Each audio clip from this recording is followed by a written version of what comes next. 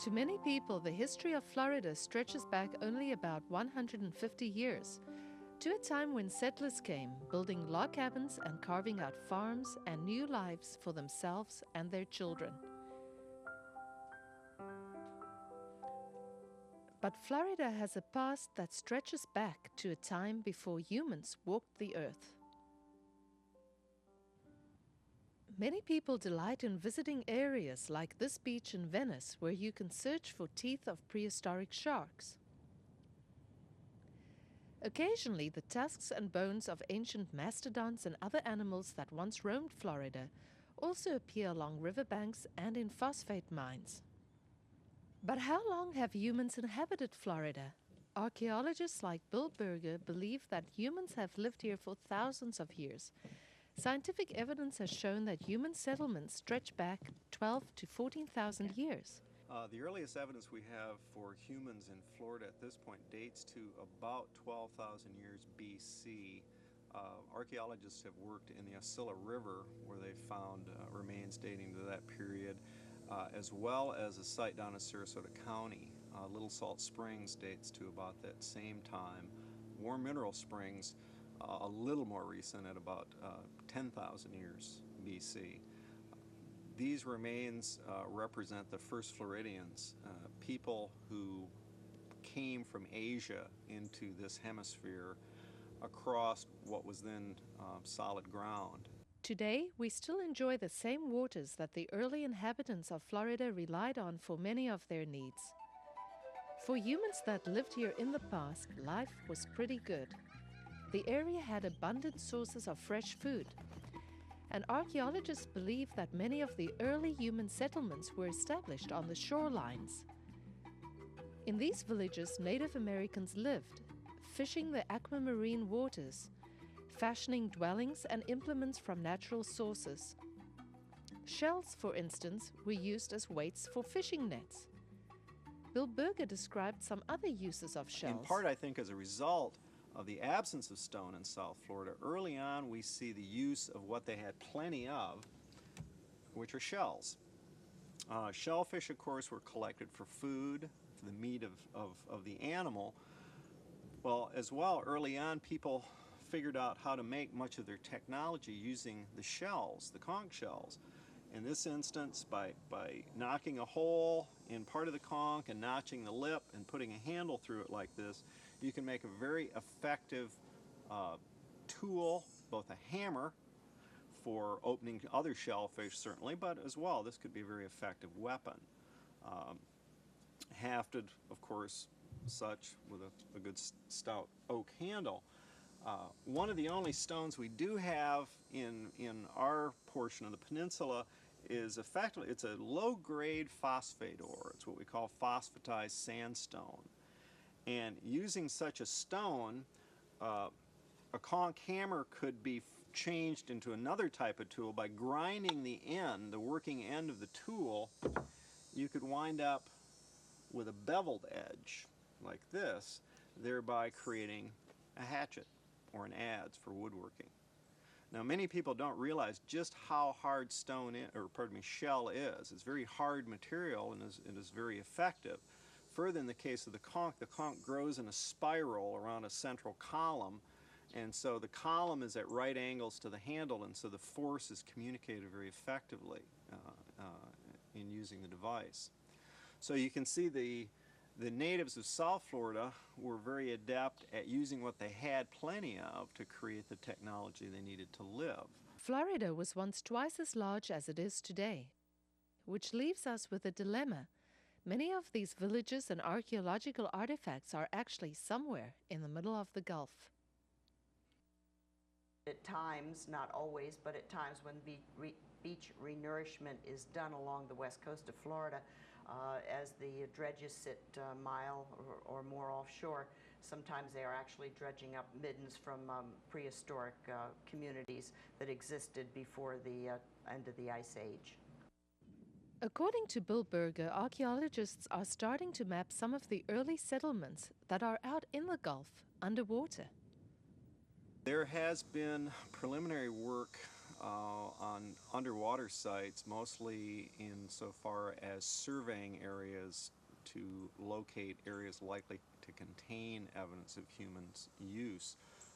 Underwater bathymetry, indicating where rivers flowed out to the then Gulf, where there was high ground, where there were springs and so forth. This can be determined by looking at the bathymetry, the underwater contours of the then land. Later settlements are more accessible to archaeologists, but the life of an archaeologist, even one that doesn't work on underwater sites, isn't easy. Long hours are spent searching what Bill Berger describes as the garbage dumps of the past. And sometimes little or nothing is found even after an extensive excavation. Bill Berger recently worked on a site with a group of students near the Myakka State Park.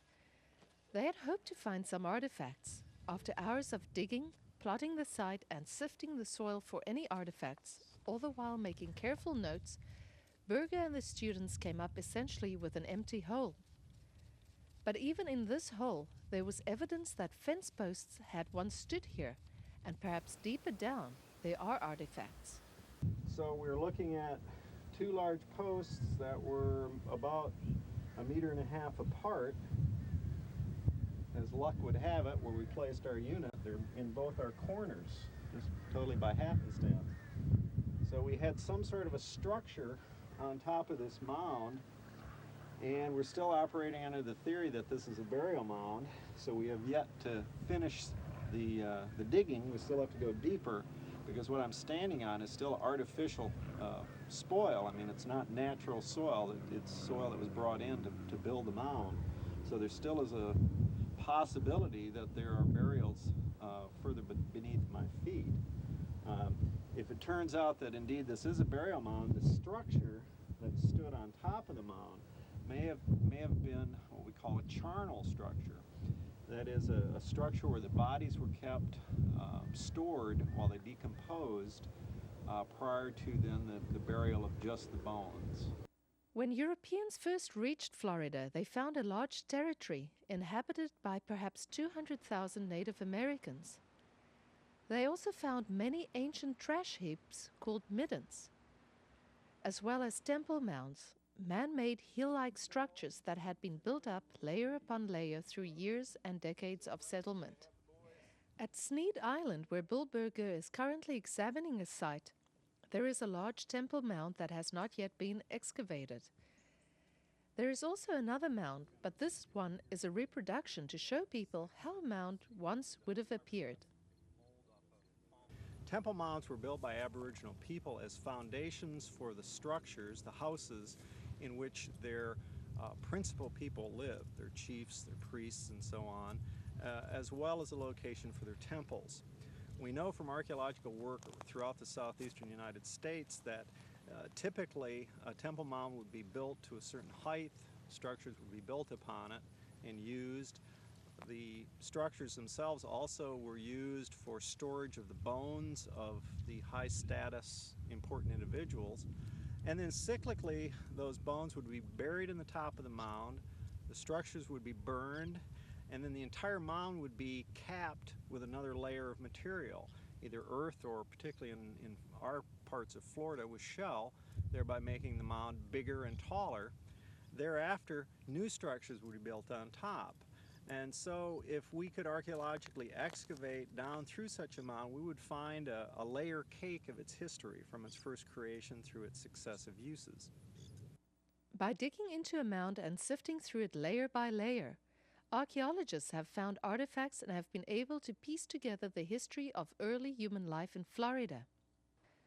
But it's not only mounds that reveal the secrets of the past. Middens, ancient trash heaps, provide a lot of insight into what daily life was like in the past. At historic Spanish Point in Osprey, visitors can see what the inside of this particular midden looks like. Visitors essentially can see the debris of daily life, all the layers and layers of sand, soil, shells, broken tools, and pieces of pottery. We'll never have all the answers to this, to be able to tell you everything about the group of people that lived here. We'll never know their names, we'll never know their mathematics, we'll never know about their ceremonies and their music, but there is a lot that I can tell you today that we have learned from the remnants that we found in the midden. We found that they ate primarily shellfish, and in between the shellfish that you see here in the stratigraphy of the midden are many little bones of animals, small animals, and other fish. In fact, scientists have found up to 14 different species of sharks, including nurse tiger and hammerhead shark, that were part of their diets as well. It's noteworthy that archaeologists like Bill Berger continually work to learn more about people that lived in the past, helping to ensure that the past is preserved for us and future generations.